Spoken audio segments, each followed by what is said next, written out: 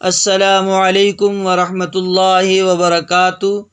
محمدیہ Quranic institute channel پر آپ سب کو خوش آمدید۔ آج ہم نورانی قاعدے کا لیسن نمبر 3 پڑھیں گے۔ چلیں ہم اب شروع کرتے ہیں۔ اعوذ باللہ من الشیطان الرجیم، بسم اللہ الرحمن الرحیم۔ تختی نمبر 3، حروف مقطعات۔ مقطعات کا مطلب اور معنی اللہ تعالیٰ کی ذات کے سوا اور کوئی نہیں جانتا۔ اس تختی میں سب سے پہلے ہم نے جس بات کو یاد کرنا ہے وہ یہ ہے کہ لام کے اوپر جو شکل نظر آ رہی ہے اس کو مد کہتے ہیں۔ مد کا مطلب ہے اس کو لمبا کرنا، کھینچ کر پڑھنا، جیسے لام۔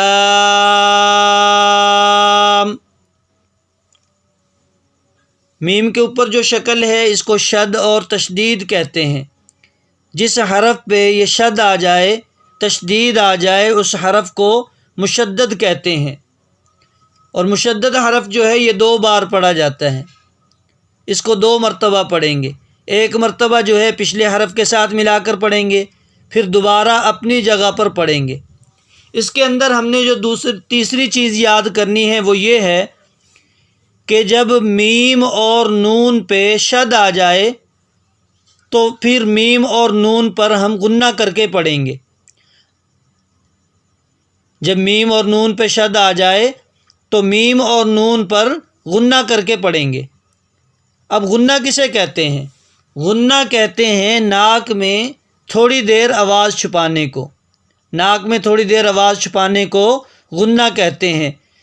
جیسے یہ غنہ ہے۔ اب غنہ کرنا کہاں ہے؟ اب یہاں پہ جو پہلا حرف ہے اس میں میم کے اوپر جو ہے شد آئی ہے، اب میم اور لام کے درمیان میں غنہ کریں گے۔ اب ہم اس کو کیسے پڑھیں گے؟ الف کو اسی طرح پڑھنا ہے، الف لام کو لمبا کرنا ہے، پھر لام اور میم کے درمیان میں غنہ کرنا ہے۔ دوبارہ جب میم کو پڑھیں گے تو میم کے اوپر بھی مد ہے، اس لیے میم کو بھی کھینچ کر پڑھیں گے۔ جیسے الف لام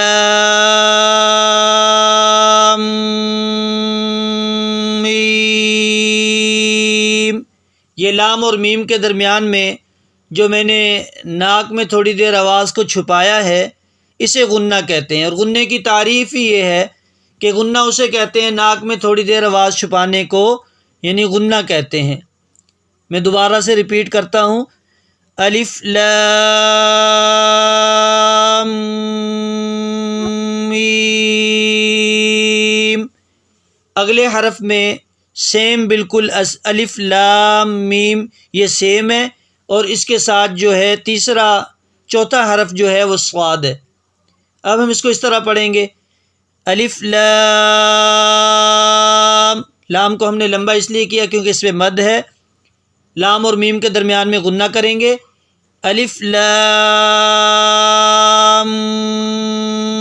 میم، لام اور میم کے درمیان میں غنہ کیا، پھر میم کو کھینچا کیونکہ میم کے اوپر بھی مد تھی۔ اب ہم اس کے ساتھ چوتھے حرف کو ملائیں گے، الف لام میم صاد۔ الف لام، لام کو لمبا کریں گے، کھینچیں گے کیونکہ اس کے اوپر مد ہے، اور را کے اوپر جو شکل نظر آ رہی ہے یہ کھڑا زبر ہے، اس کے کھینچنے کی مقدار جو ہے 1 الف کے برابر ہے۔ یعنی ہم نے لام کو زیادہ کھینچنا ہے کیونکہ لام پہ مد ہے، اور را کو ہم تھوڑا کھینچ کر پڑھیں گے 1 الف کے برابر۔ الف لام را، اور را کو موٹا کر کے پڑھیں گے، الف لام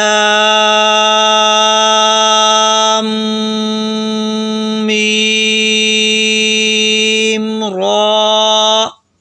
میں نے لام اور میم کے درمیان میں ناک میں تھوڑی دیر آواز کو چھپایا یعنی غنہ کیا، کیونکہ میم کے اوپر شد ہے اس وجہ سے میم اور لام کے درمیان میں غنہ ہوگا۔ کاف ہا یا عین صاد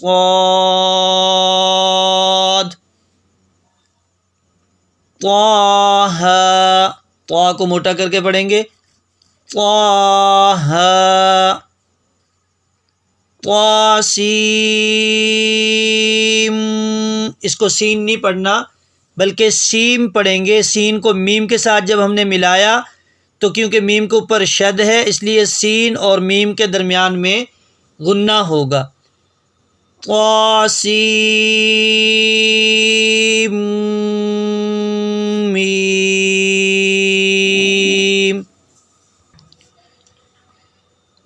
طاسین، طا کے اوپر کھڑا زبر ہے اس لیے اس کو طا کو تھوڑا کھینچنا ہے، سین کے اوپر مد ہے، مد والے حرف کو زیادہ لمبا کر کے پڑھیں گے۔ طاسین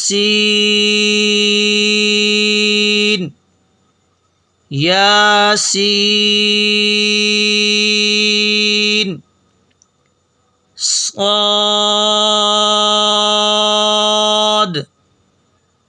حامیم،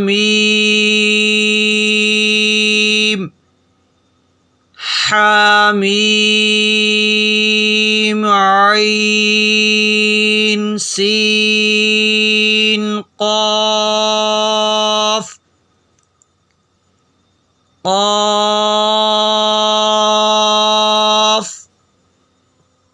نون۔